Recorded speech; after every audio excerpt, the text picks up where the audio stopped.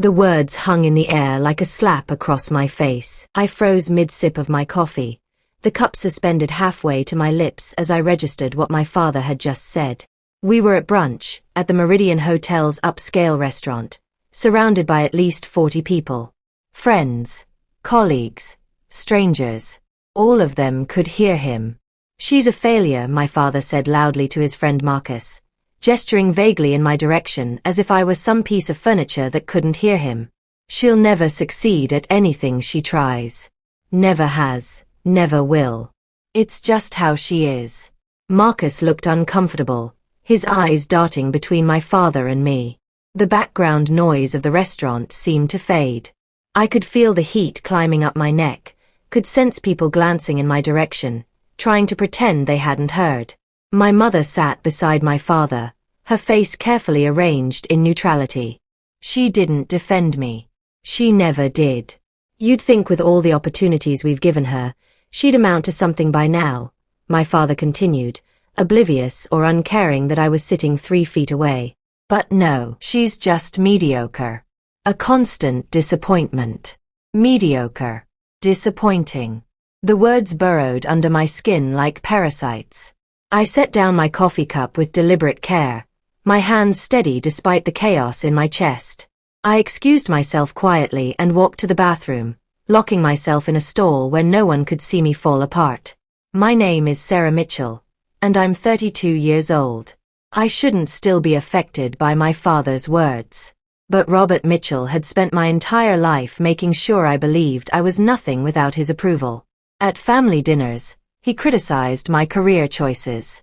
At company events, he questioned my intelligence. At every possible moment, he reminded me that I was the family disappointment. What he didn't know, what nobody knew, was that for the past 5 years, I had been quietly building an empire behind the scenes. And I had been doing it entirely. 15 years ago, when my parents were facing serious financial trouble, I stepped in. My father's business was collapsing, their house was at risk of foreclosure, and they were drowning in debt. I was young then, just out of college with a decent salary from my marketing position. Instead of using that money to build my own life, I used it to save theirs. I took out a loan against my future earnings and purchased their mortgage through a shell company I created called Steward Properties LLC. I restructured their debts, created a payment plan, and set up an automatic system where they thought they were paying a bank. They had no idea I was the one covering 90% of their costs. They had no idea that every payment they made was going into an account I controlled. And when the mortgage contract was finalized, I made sure to include something crucial, a purchase option clause. If they ever missed a payment, the house became mine. Completely mine. They'd become month-to-month tenants with no legal recourse. For 15 years, I had done this out of love. Out of a desperate need to make my father proud, hoping that one day he'd recognize my sacrifice and finally see me as worthy. Sitting in that bathroom stall at the Meridian Hotel, listening to him call me mediocre to a stranger, I realized something that should have been obvious all along. He would never see me as worthy. Because he didn't want to. And I wasn't going to waste another day trying to prove myself to someone incapable of recognizing my value. I dried my eyes, fixed my makeup, and walked back to the table with my head high. My father barely glanced at me. He and Marcus were already moving on to another topic, business, investments, things that mattered in his world. I didn't say a word.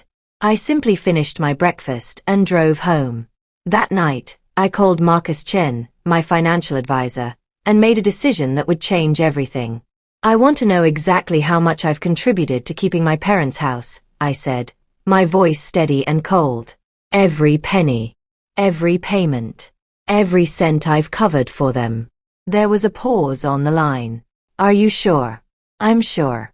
He sent me the file the next morning. The number was staggering. Over the course of 15 years, I had contributed $847,000 to keep my parents' household running.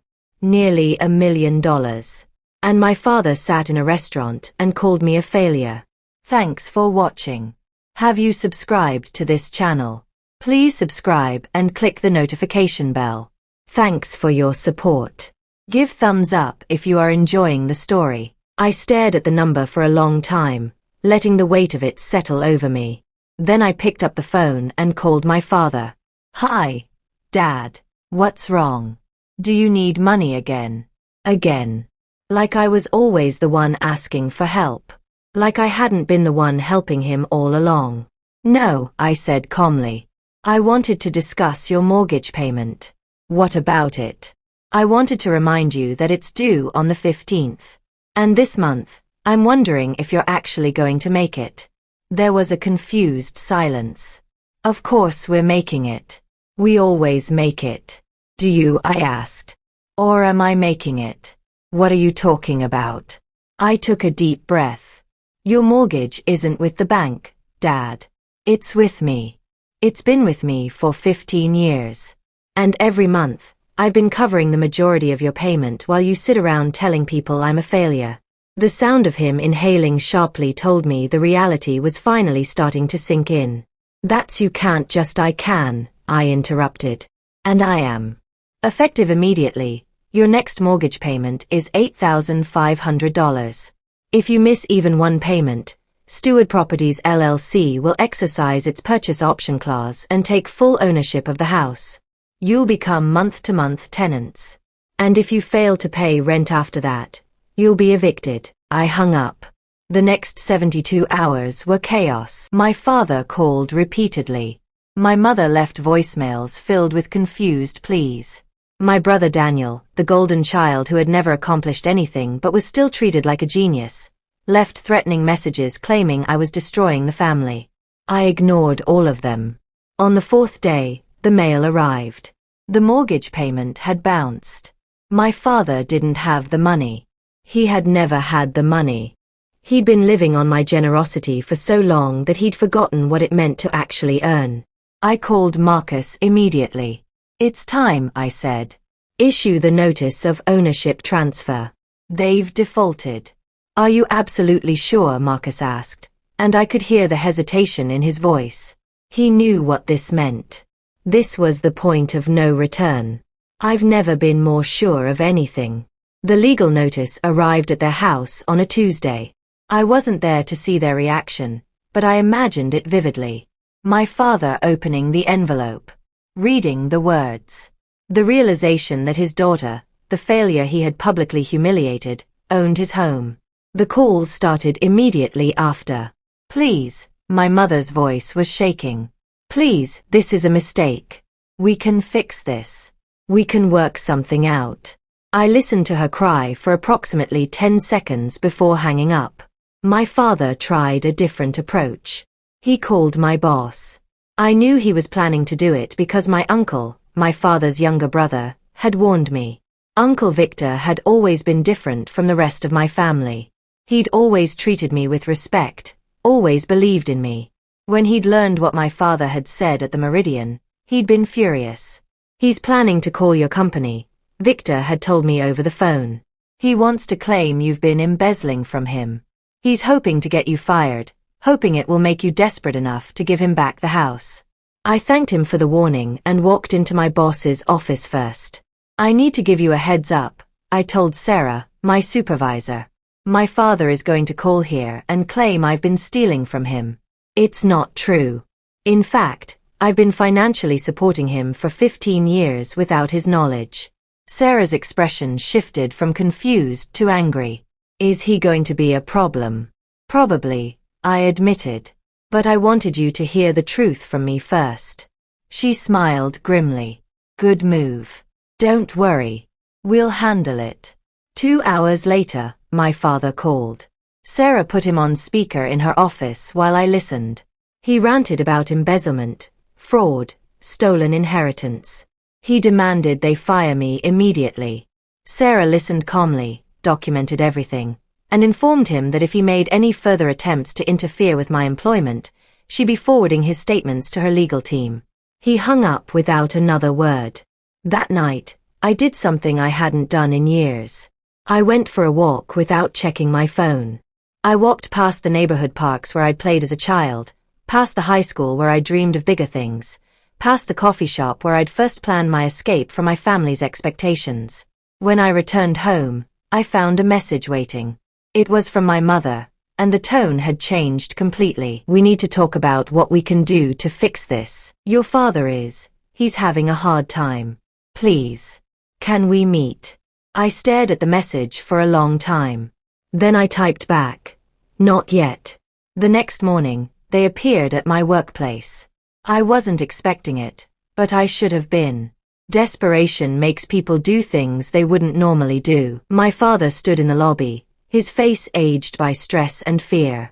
My mother stood beside him, her eyes red and swollen. My brother Daniel hovered awkwardly, clearly uncertain about his role in this drama. "We need to talk," my father said, his voice lacking its usual authority. I looked at him, really looked at him, for the first time in years. And I saw him for what he actually was.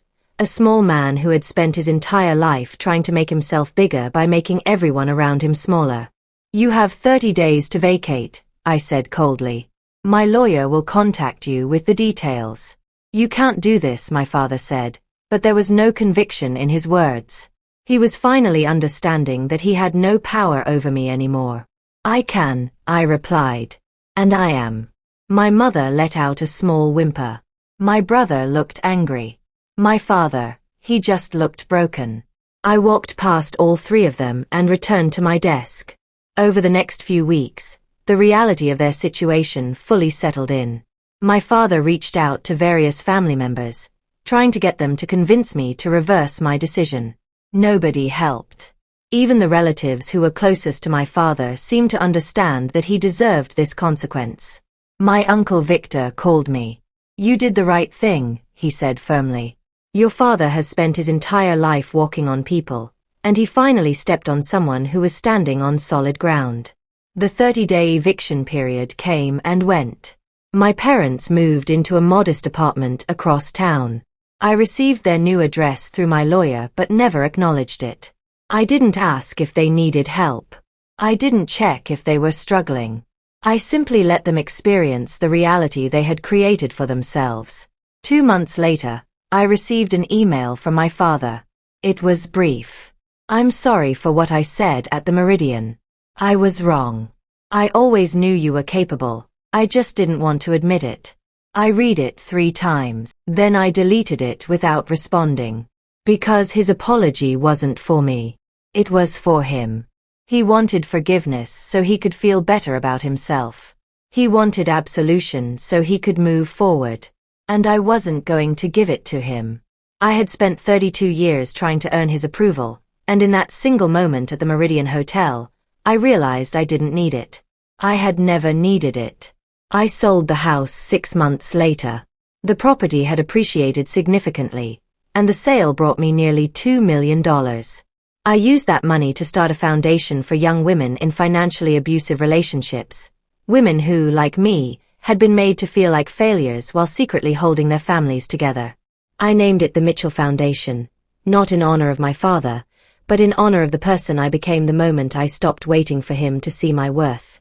On the day the foundation opened, I received a call from my mother.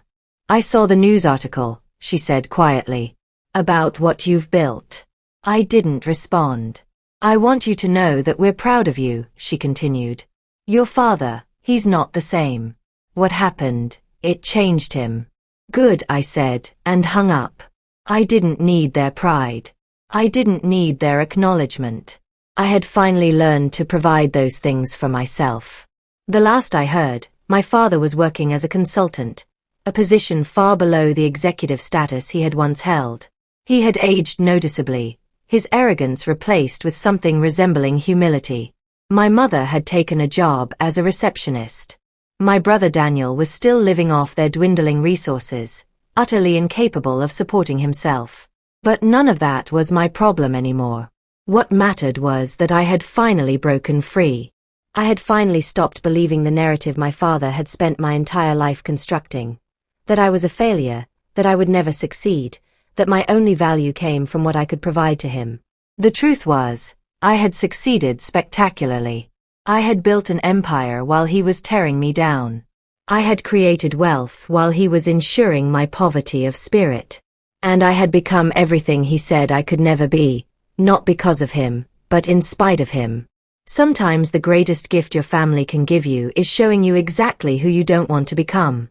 My father had given me that gift, wrapped in cruelty and delivered with public humiliation. And I was grateful. Not for him, but for myself, for the woman strong enough to walk away. What would you have done differently? The people who love you will not humiliate you for any reason. If you have had to walk away from a toxic family, if you have been publicly humiliated but things dramatically turned to your favor, share your story in the comments section below. Share your thoughts.